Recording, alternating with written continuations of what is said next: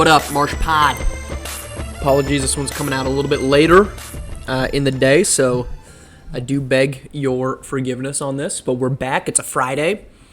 It is a grand spanking good time in SimWorld Hoops, right? A lot of action, but one thing that's kind of flown under the radar, and I'm admittedly a little shocked and a little disappointed that the league, right? Let's set the stage. SimWorld Hoops and SimWorld Prep have been very attentive to things that have happened around the league, right? Let's go back to Barkley James, who repeat offender of the talking negative at and to people, and he is promptly banned by SimWorld Hoops within 12 hours of the latest infraction on his resume. Appeal process clearly, with no further news, I'm going to assume here that appeal has been held up. Let's just go ahead and break that news, right? Appeal's been held up if we haven't heard otherwise. The league is under no obligation to say anything. No one's asked them about it, so let's just go with the fact that they've upheld that ban, and Barkley James is not to be seen anytime soon in a SimWorld Prep game. But that follow-up was almost instantaneous. Let's go to evidence number 2 of the league acting swiftly. A couple weeks ago, Coach Heesh, there is some potential infractions or something that the league felt was necessary to investigate. They announced that they were investigating, or at least it was reported that they were.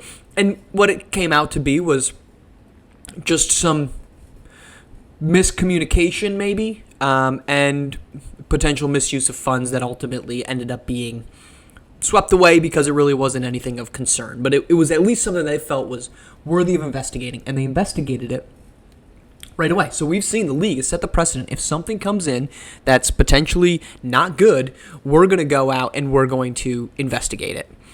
Now, where are we at currently? Well, at the beginning of the week, there were reports that surfaced that said the owner of Rocky Mountain Monsters was inviting players to his club. Now, it's not specified if this is a nightclub. It's not specified if it's a dance club. It's not a... We don't know. We don't know what type of club this is. But we can be ignorant, and we can be foolish, and we can say, no, this is a club meant for kids, right? This is one that's meant for young people to go to, under 18 only, no alcohol served. They give you orange Fanta, Orange Crush, Fanta, Sprite, root beer. They've got pizzas out. It's a great time. We could pretend that's it, but we know that's not what it is, but we could pretend that's it because that's the easier answer. But in actuality, what it probably is invitations to a club in which people under the age of 21 are typically not allowed into. So you would think, in this instance, the league would leap on it. They would leap and say, look, man, this is unacceptable for somebody associated with the SimWorld Prep League to be allowing kids that are underage to drink alcohol. That's what the league would do, right? They banned a player for being a cyberbully. They investigated a coach for just talking to people. Then they would absolutely investigate a coach or an owner that is inviting kids, underage kids, to a club and soliciting women to be as potential options for them. That's got to be investigated, right? No, the league hasn't said a dang thing. So help me understand this, O ye powers that be at SimWorld Prep. Where's the investigation? Where's the news? And on top of that, where's the reporting on this? Is nobody of interest? Is nobody interested in, rather, what the league feels about a coach or an owner that is inviting underage kids to a club and promising them parties and girls and all of these things that are typically reserved for an older clientele? Is nobody caring about that? Nobody within the league says, hey, this is something that we should probably look into? And maybe they have. Maybe they have, but they haven't made anything public about it. No, they've decided if they've done anything to do it behind the scenes. Why?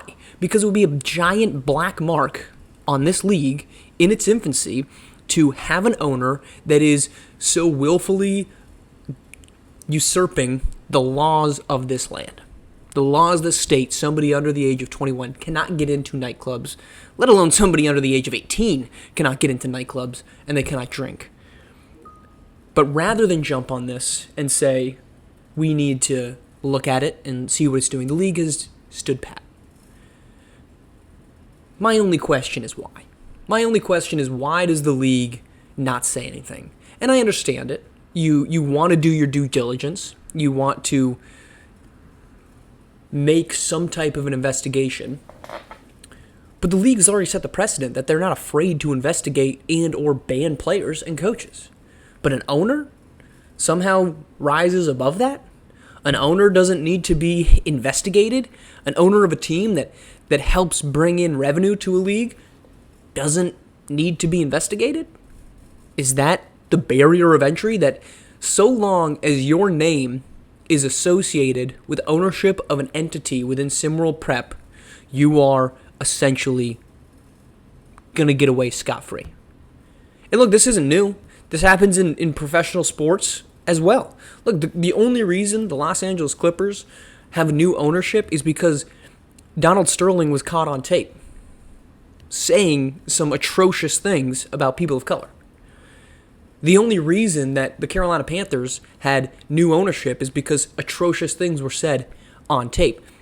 This wasn't even said on tape. This was said to players and subsequently released. This is out in the open now, yet the league has not done anything. So I ask you, both league, fellow owners, anybody else with a rooting interest, why are we not investigating this? And why have we not decided that this is worthy of our time to let people know that we're investigating? We'll be back on Monday. More commitment craze news. There's been a lot of them, but I truthfully didn't feel it was worthy talking about signings when we just so quickly moved on from the fact that Colorado is a unique place to be, it appears. Talk to you Monday.